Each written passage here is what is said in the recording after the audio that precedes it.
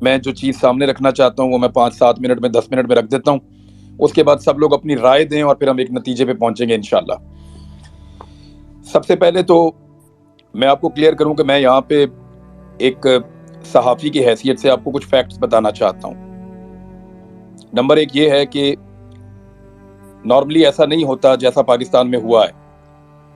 ہم لوگ صحافی اپنے آپ کو میکسیمم کوشش کرتے ہیں کہ کسی کنٹروورسی کے اندر نہ پھنسیں، لیکن اس مرتبہ زیادتی اتنی بڑی ہو رہی تھی کہ ہم لوگ یہ ساری چیزیں دیکھتے ہوئے خاموش نہیں رہ پا رہے تھے. ہمیں شروع کے اندر دھمکایا گیا اور دھمکانے والے لوگ پاکستان کے طاقتور ادارے کے اندر سے تھے. ان لوگوں نے دھمکایا، ان کے نام ہمیں پتہ ہیں. ہم 7 سے 8 لوگ ہیں جو ان دھمکیوں کا سامنا کرتے رہے ہیں.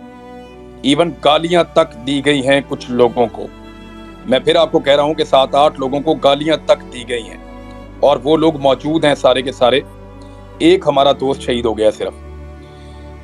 یہ معاملہ شروع ہوتا ہے اس ادارے کے ایک حصے سے. وہاں سے پہلے دھمکیاں اور گالیاں دی جاتی ہیں اور ہمیں زبردستی اس لڑائی میں دھکیل دیا جاتا ہے اور ہمیں دیوار کے ساتھ لگا دیا جاتا ہے.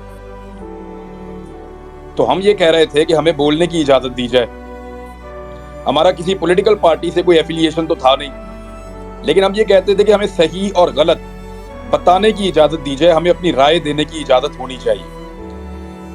ہم دوسرے پروگرام میں جا کے تجزیہ دیتے ہیں اور اپنے پروگرام میں لوگوں کی رائے لیتے ہیں. یہ ہمارا سادہ سادہ کام ہے. اس کے بعد ہمیں اسی ادارے کے ایک اور حصے سے دھمکیاں آنا شروع ہوئیں. نہ صرف ہمیں دھمکایا گیا بلکہ ہمیں بلا کر ملا گیا. ہم سب سے علیحدہ ملاقاتیں کی گئیں اور بہت ساری ملاقاتیں ہوئیں. اور جب ہمارے سوالوں کے جواب ہمیں نہیں ملے، ہم آپس میں سب لوگ بات کرتے رہے ہیں. ہم سب ان کے نام جانتے ہیں، ہمیں تاریخیں یاد ہیں، ہم سب جانتے ہیں کب کب کس کس نے ہمیں کیا کہا تھا، کس طرح دھمکایا تھا اور کیا کیا تھا. ہم سب لوگ بڑے عجیب و غریب حالات سے گزرے ہیں.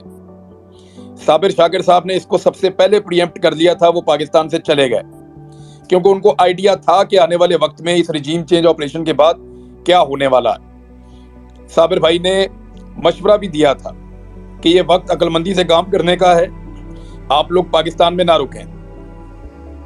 لیکن کچھ لوگ اپنی مجبوریوں سے پاکستان میں رک گئے. ہم میں زیادہ لوگ ایسے نہیں ہیں جو سوشل میڈیا کے اوپر کام کرتے ہوں. میں اور صابر بھائی 2 ایسے لوگ تھے جو زیادہ سوشل میڈیا پر کام کرتے تھے. ہمیں اگر نوکری سے نکال بھی دیا جاتا تو ہم پاکستان سے باہر شفٹ ہو سکتے تھے.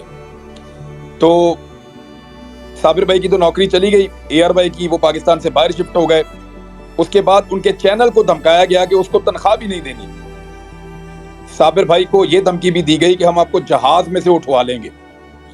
اور اس کے باوجود وہ پاکستان سے باہر جب چلے گئے تو انہوں نے اپنی جو حق بات ہے، جو ان کو ٹھیک لگتی تھی، وہ کہتے رہے. جو پاکستان میں لوگ موجود تھے ان سب کو کیا کیا دھمکیاں دی گئیں، کتنا ان کو ٹریپ کیا گیا. ایون ان کے کاروبار، ان کی فیملیز، ان کا تمام نظام اس کو ڈسٹرب کر دیا گیا. ایک ایک آفیسر کو ایک ایک بندے کے اوپر لگایا گیا. اس کے لیے زمین تنگ کر دی گئی. کسی کے گھر ڈرونز آ رہے ہیں، کہیں پہ میرے تو گھر کی بیک سائڈ پہ لا کر انہوں نے بندہ مار دیا ایک رات کو. ایکسٹریم قسم کی حرکت کی. یہ سارے ظلم ہوتے رہے ہمارے اوپر. لیکن ہم یہ سوچتے رہے ہمیشہ کہ ایک وقت آئے گا کہ یہ ایک ٹیکٹسز ہیں، بس ٹھیک ہے، یہ ہمیں پریشان کر رہے ہیں، ایف آئی آر دے رہے ہیں، یہ معاملہ ختم ہو جائے گا. ہمارے لیے یہ لڑائی اتنی رہ گئی کہ جب یہ رجیم چینج آپریشن ریورس ہو جائے گا اور جب پاکستان کی اسٹیبلشمنٹ میں ایک بڑی تعیناتی کے بعد تبدیلی آئے گی تو ہمارا بھی یہ ہوگا کہ چلیں ٹھیک ہے، جن لوگوں نے کیا وہ بھی چلے گئے اور ہم لوگوں نے جو کیا وہ بھی ٹھیک ہو گیا. معاملہ کسی طرح ریزالو کی طرف جا رہا ہے. ہمیں لگتا تھا، ہم ایسے سوچنا شروع ہو گئے تھے چیزوں کو. میری ارشد بھائی سے بات ہوئی تو وہ بھی چاہتے تھے چیزیں حل ہو جائیں. ان کا بھی مقصد یہ تھا کہ پاکستان کو نقصان نہ ہو اور پاکستانیوں کے ساتھ جو دھوکہ کیا گیا ہے اس دھوکے کا ازالہ ہو جائے. ہم کسی لڑائی کو اینڈ تک مکمل لڑنا نہیں چاہتے تھے. ہم نے اس کو کوئی عزت بیزتی کا یا لڑائی کی کوئی وجہ نہیں بنایا ہوا تھا اس ساری صورتحال کو. صابر شاکر صاحب کو بھی پتا تھا کہ جب کبھی رجیم چینج کرنے والوں کا طاقت میں کمی ہوگی یا وہاں پہ تعیناتیاں تبدیل ہوں گی تو ہم بھی پاکستان آ جائیں گے اور پھر نئے لوگ اپنی غلطی کا ادراک کریں گے اور پاکستان آگے بڑھ جائے گا. لیکن اس سارے آگے بڑھنے میں ہم نے اپنا ایک آدمی کھو دیا. اب ہمیں بہت تکلیف ہوتی ہے. میں سیریسلی آپ کو بتا رہا ہوں، میرا صرف 8-9 مہینے کا تعلق ہے ارشد شریف سے، اس سے زیادہ نہیں ہے۔ اس 8-9 مہینے کے اندر پتہ نہیں اس آدمی نے کیا کیا، مجھے روز تکلیف ہوتی ہے۔ میں اپنی زندگی میں مجھے نہیں یاد کہ میں کبھی رویا ہوں، یعنی جب سے میں نے ہوش سنبھالا ہے۔ اب مجھے بڑا معیوب لگتا ہے، لیکن اس واقعے نے مجھے بیچ میں رلا بھی دیا ایک دفعہ، مجھے اتنی تکلیف ہوئی ہے۔ تو ارشد شریف بھائی نے اس لڑائی کو ایک اور لیول پہ لے گئے، وہ اپنی قربانی دینے کے بعد۔ ہم یہ سارا کچھ بھولنے کو تیار تھے، لیکن ہمارا ایک آدمی شہید ہو گیا ہے، ہمارا خون بہہ گیا ہے، اب ہمیں انصاف چاہیے۔ ہم انصاف مانگنے کی کوشش کر رہے ہیں، بڑے عرصے سے انصاف مانگنے کی کوشش کر رہے ہیں۔ جس دن اس کا جنازہ تھا، اس سے پہلے تمام صحافیوں کو بلا کر ایک پریس کانفرنس کی گئی، اور اس دن بھی اس کے موقف کو غلط ثابت کرنے کی کوشش کی گئی۔ دس از ناٹ فیئر۔ اس کی لاش کا مذاق اڑایا گیا، ہم اس کو کبھی نہیں بھولیں گے۔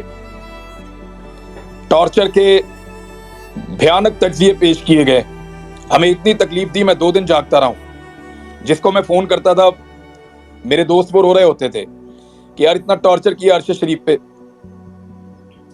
میری ان سے وہ بہت زیادہ بات نہیں ہوتی تھی، لیکن دل کے بہت قریب تھا۔ جب میں گرفتار تھا، یہاں پہ جویریہ بھابی موجود ہیں، ان سے پوچھیے گا، ارشد بھائی نے ٹک ٹاک بنانا سیکھا صرف اس لیے کہ عمران ریاض گرفتار ہے، میں ویڈیوز بنا کر اس پہ ڈالوں گا۔ وہ آدمی ساری رات جاگتا تھا۔ میں صرف ایک ہی چیز مجھے آرام نہیں کرنے دے رہی اس وقت سے، میں یہی سوچتا جا رہا ہوں کہ اگر میں مر جاتا اس لڑائی میں تو ارشد شریف کیا کرتا۔ وہ تو کبھی چین سے نہیں بیٹھتا، ارشد بھائی کبھی چین سے نہیں بیٹھتا۔ یہ چیز مجھے سکون نہیں لینے دے رہی، میں رات کو صحیح سے سو نہیں پا رہا، بہت تکلیف میں ہوں۔ ہم اس لڑائی کو بھولنا چاہتے تھے، ہمیں لگتا تھا کہ 8-10 مہینے میں، 15 مہینے میں برے دن ٹل جائیں گے، اچھے دن آ جائیں گے، رجیم چینج آپریشن ریورس ہو جائے گا، ہم بھی سرخرو ہو جائیں گے، اور آئندہ پاکستان میں اس طرح کے تجربات کرنے سے پہلے یہ لوگ 10 مرتبہ سوچیں گے۔ ہمیں تو اس لڑائی کا اختتام یہ لگتا تھا، کوئی ذاتی پرسنل چیزیں نہیں تھی، لیکن ہمارا بھائی مار دیا۔ اب یہ ایسے اتنے آرام سے ختم ہوگا نہیں، اب یا تو ہمیں بھی مارو یا پھر ہمیں انصاف دو۔ انصاف کے لیے ہم عدالتوں کے دروازے کھٹکھٹا رہے ہیں۔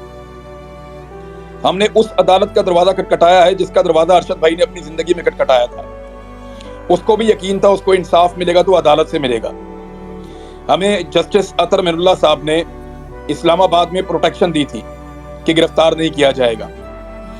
مجھے جب ضمانت ملی تو عدلیہ سے ملی تھی کہ اس کے اوپر جھوٹے مقدمے ہیں، اس کو رہا کیا جائے۔ الٹیمیٹلی آپ کو ریلیف عدلیہ سے ملتا ہے، لیکن پاکستان میں عدلیہ کی جو صورتحال ہے وہ آپ کے سامنے ہے۔ یہاں بہت زیادہ دباؤ ہے اداروں کے اوپر، اسپیشلی پاکستان کی عدلیہ کو ہمیشہ دباؤ میں لینے کی کوشش کی جاتی رہی ہے، اور ہمیں ایسا لگتا ہے کہ ارشد بھائی کا خون جو ہے وہ کمپرومائز ہو رہا ہے۔ یہ اتنا بڑا واقعہ ہے جس نے دنیا کے میڈیا کو ہلا کر رکھ دیا ہے۔ یہ اتنا بڑا واقعہ ہے جس نے ہمیں پورے پاکستان کو تکلیف دی ہے۔ یہ اتنا بڑا واقعہ ہے کہ کینیا کے اخبارات کے فرنٹ پیجز کے اوپر یہ چھپ رہا ہے، اور ہمارے یہاں پہ ایک سرخی سے زیادہ یا ایک کالم سے زیادہ ہمارے طاقتور لوگ یہاں پہ لگنے نہیں دے رہے۔ اس کو کبھی حادثے کا رخ دیا گیا، کبھی کچھ کہا گیا، کبھی کچھ کہا گیا، اور بار بار اس کے اوپر موقف بدلا گیا۔ حقائق کو تبدیل کرنے کی کوشش کی جا رہی ہے، کیس کا رخ بدلنے کی کوشش کی جا رہی ہے۔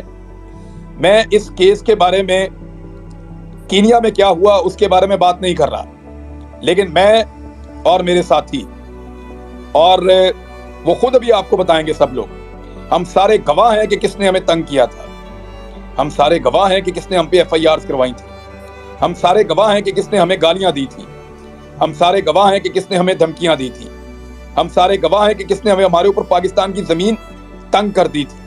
ہمیں پتا ہے، ہم کبھی نہیں بتانا چاہتے تھے کیونکہ ہم سارے زندہ تھے۔ اب ہم میں ایک شہید ہے، ہماری ذمہ داری ہے کہ اس کو انصاف دلائیں، لہٰذا اب ہم بتائیں گے، لیکن کہاں بتائیں گے؟ کیا اس پلیٹ فارم کے اوپر نام لینا شروع کر دوں میں؟ کیا میں یہاں بولنا شروع ہو جاؤں؟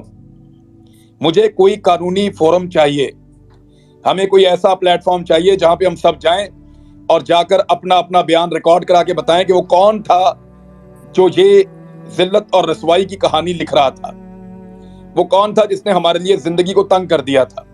یہ سارا کچھ ہم کسی لیگل پلیٹ فارم پہ بتانا چاہتے ہیں جہاں پہ یہ ریکارڈ کا حصہ رہے، اس بات کا پتہ کروایا جائے کہ کون لوگ اس کے پیچھے تھے، تمام مدعیوں کے انٹرویو لیے جائیں، اور اس کے لیے ضروری ہے کہ سپریم کورٹ آف پاکستان کے چیف جسٹس ایک کمیشن بنائے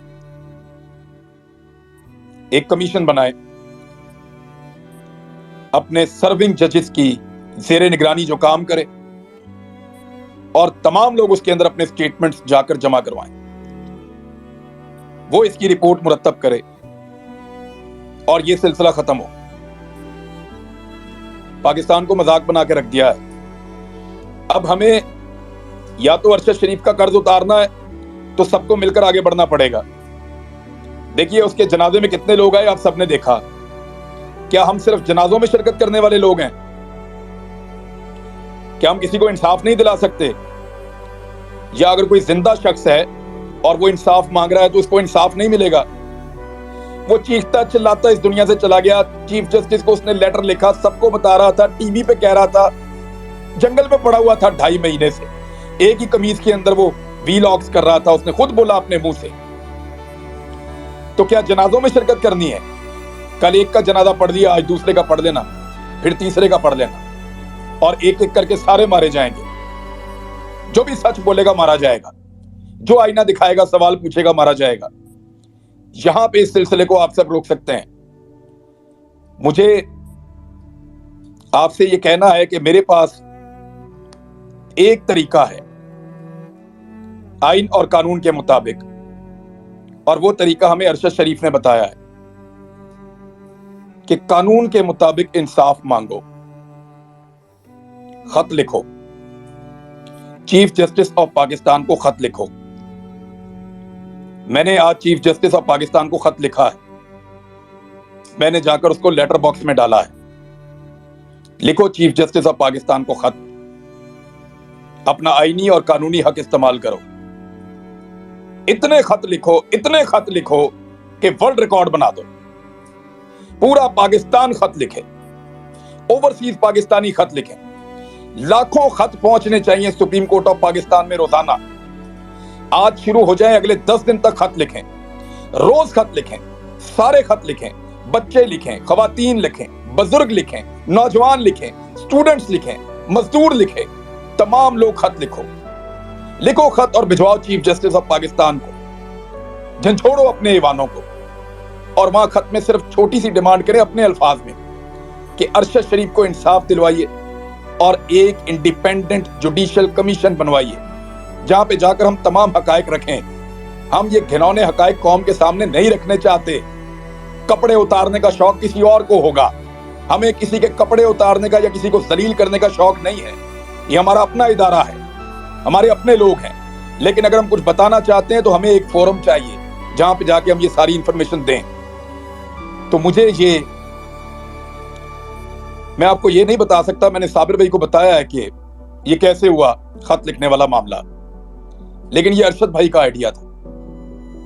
آپ سب لوگ خط لکھیں، 5 لائنیں لکھیں، 2 لائنیں لکھیں، 4 لائنیں لکھیں، 4 صفحے لکھیں، تفصیل لکھیں، اور ارشد شریف کے لیے چیف جسٹس آف پاکستان سے انصاف مانگیں۔ لکھنا کیا ہے؟ صرف to the chief justice of Pakistan Urdu میں لکھیں یا انگلش میں لکھیں، اپنی ریکویسٹ کریں، لفافے میں ڈالیں، ٹکٹ لگوائیں، اور لیٹر باکس میں ڈالتے ہوئے اپنی 10 سیکنڈ کی ویڈیو بنا لیں۔ جب آپ اس کو لیٹر باکس میں ڈال رہے ہوں تو اپنی 10 سیکنڈ کی ویڈیو بنا کر یہیں پہ ابھی ہم لوگ طے کر لیں گے، بہت سارے ایکسپرٹ موجود ہیں، کہ اس کا کوئی ہیش ٹیگ بنا لیں یا کوئی اس کی کمپین لانچ کر دیں۔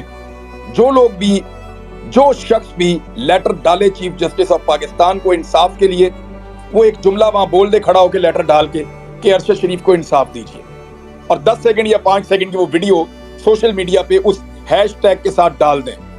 ہم چاہتے ہیں کہ اتنے خط لکھو کہ ورلڈ ریکارڈ بن جائے۔ مانگو انصاف تب تک جب تک ملتا نہیں ہے، اور یہ آئینی اور قانونی رستہ ہے۔ آپ سب لکھیے چیف جسٹس آف پاکستان کو خط، سب لکھیے، 10 دن تک خط لکھیے، اس کے بعد کیا کرنا ہے اللہ اور رستہ دکھائے گا انشاءاللہ۔ صابر بھائی آپ بات کیجئے۔